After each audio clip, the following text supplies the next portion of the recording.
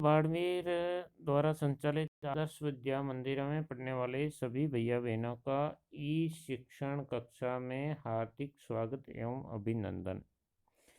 प्रिय भैया बहनों, हमने पिछले 2 वीडियो में वीर कुंवर सिंह के बारे में जानकारी प्राप्त की थी कि किस प्रकार से उनका बाल्यकाल बीता और उनकी शिक्षा दीक्षा हुई और उन्होंने कहाँ कहाँ क्रांति के केंद्र खड़े किए और किस प्रकार से लोगों का नेतृत्व किया था। आज हम उनकी युद्ध कला के बारे में जानकारी प्राप्त करेंगे और उन्होंने सांप्रदायिक सद्भाव एवं जन सेवा के लिए, लोक कल्याण के लिए कौन कौन से कार्य किए, इसके बारे में हम इस अध्याय में आज अध्ययन करेंगे। स्वतंत्रता सेनानी वीर कुंवर सिंह युद्ध कला में पूरी तरह कुशल थे, यानी वे युद्ध करने में बहुत ही निपुण थे। छापामार युद्ध करने में उन्हें महारत हासिल थी। वीर कुंवर सिंह के रण कौशल को अंग्रेजी सेना ने समझने में पूर्णतः असमर्थ थी, अर्थात वे अपनी छापामार युद्ध प्रणाली के द्वारा रण कौशल के माध्यम से इस प्रकार से अंग्रेजों पर युद्ध हमला करते थे कि उनके जो सेना नायक थे वह भी उनकी इस रण कुशलता को नहीं समझ रहे थे। दुश्मन को उनके सामने से या तो भागना पड़ता या कट मरना पड़ता था, यानी उनकी इस कुशलता का परिणाम ये होता था कि या तो दुश्मन वहाँ से भाग जाता या फिर वीर मृत्यु को प्राप्त हो जाता। 1857 के स्वतंत्रता संग्राम में इन्होंने तलवार की जिस धार से अंग्रेजी सेना को मौत के घाट उतारा, उनकी चमक आज भी भारतीय इतिहास के पृष्ठों पर अंकित है। उनकी बहादुरी के बारे में अनेक किस्से प्रचलित है। 1857 के संग्राम में उन्होंने अंग्रेजी सेना को इस प्रकार से अपनी वीरता के बल पर पराजित किया कि अंग्रेज ही उनकी प्रशंसा लिखते हैं और उनकी जो वीरता थी वो हमेशा इतिहास के स्वर्णिम पृष्ठों में अंकित है और रहेगी। कहा जाता है कि एक बार वीर कुंवर सिंह को अपनी सेना के साथ गंगा पार करनी थी।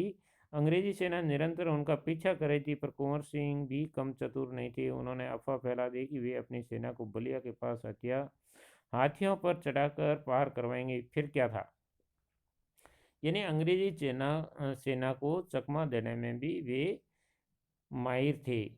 और जब अंग्रेज सेना उनका पीछा कर रही थी तो उन्होंने इस प्रकार की लोगों के माध्यम से अफवाह फैला दी कि वो तो हाथियों के द्वारा गंगा को पार करेंगे, लेकिन होता कुछ और ही है। फिर क्या था, अंग्रेज सेनापति डगलस बहुत बड़ी सेना लेकर बलिया के निकट गंगा तट पर पहुंचा और कुंवर सिंह की प्रतीक्षा करने लगा। कुंवर सिंह ने बलिया से 7 मील दूर शिवराजपुर नामक स्थान पर अपनी सेना को नावों से गंगा पार करा और उधर अंग्रेज सेनापति इस अफवाह को सुनकर के बलिया पहुंच जाते हैं और वह इंतजार करते हैं कि कुंवर सिंह कब आता है और कब उसको घेरा जाएगा। लेकिन कुंवर सिंह तो उनसे भी कई गुना चतुर था और वो उससे 7 मील दूरी, अर्थात 1 मील लगभग 2.25 किलोमीटर होती है, तो लगभग 12-13 किलोमीटर वहाँ से दूर शिवराजपुर नामक स्थान पड़ता है। वहाँ से नावों के द्वारा नदी को पार कर जाता है। अब अंग्रेज इतना भी नहीं समझ रहे थे कि हाथी कब नदी में तैरते हैं। इस प्रकार से कुंवर सिंह ने उनको बेवकूफ़ बना दिया था। अब डगलस को इस घटना की सूचना मिली तो वो भागते हुए शिवराजपुर पहुंचा, पर कुंवर सिंह की तो पूरी सेना गंगा पार कर चुकी थी। एक अंतिम नाव रह गई थी और कुंवर सिंह उसी पर सवार थे। अंग्रेज सेनापति डगलस को अच्छा मौका मिल गया। उसने गोलियां बरसानी आरंभ कर दी। तब कुंवर सिंह के बाएं हाथ की कलाई को भेदती हुई एक गोली निकल गई। कुंवर सिंह को लगा कि अब हाथ बेकार हो ही गया है और गोली का जहर भी फैलेगा। उसी क्षण उन्होंने गंगा मैया की ओर भावपूर्ण नेत्रों से देखा और अपने बाएं हाथ को काटकर गंगा मैया को अर्पित कर दिया। कुंवर सिंह ने अपने ओजस्वी स्वर में कहा, हे गंगा मैया, अपने प्यारे की ये अकिंचन भेंट स्वीकार करो। और इस प्रकार से अंग्रेजों के द्वारा गोले लगने के बाद भी उन्होंने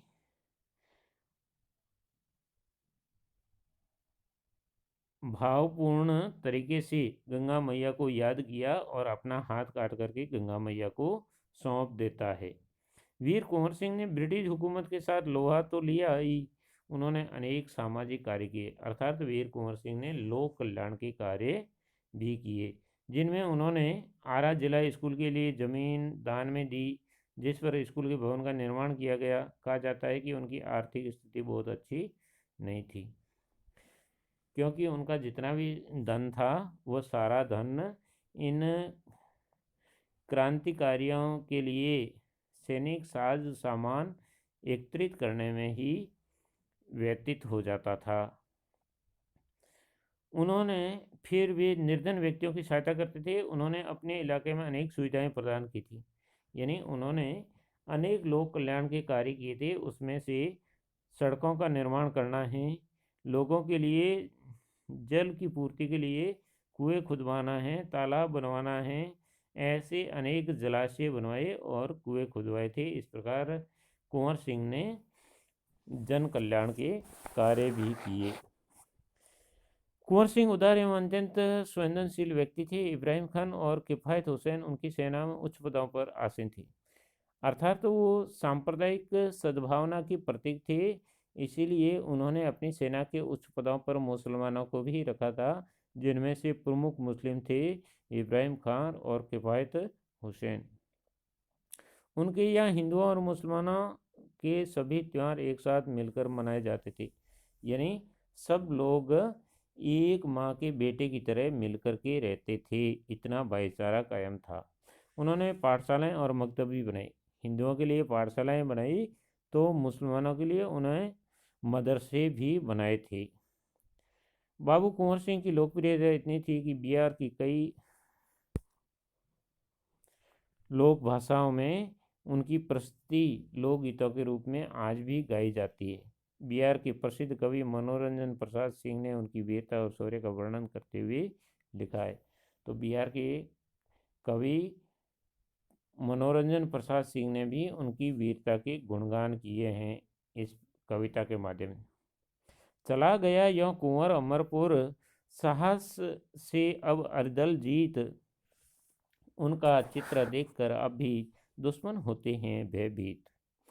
वीर पशुनी भूमि धन्य वह, धन्य वीर वह धन्य अतीत, गाते थे और गावेंगे हम हरदम उनकी जय का गीत। स्वतंत्रता का सैनिक था, आज़ादी का दीवाना था, सब कहते हैं कुंवर सिंह भी बड़ा वीर मर्दाना था।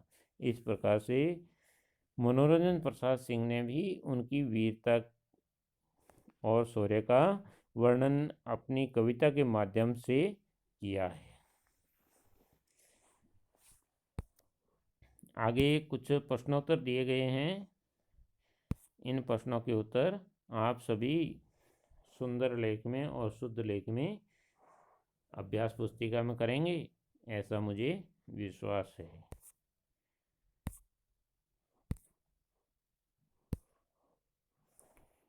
जय हिंद, जय भारत।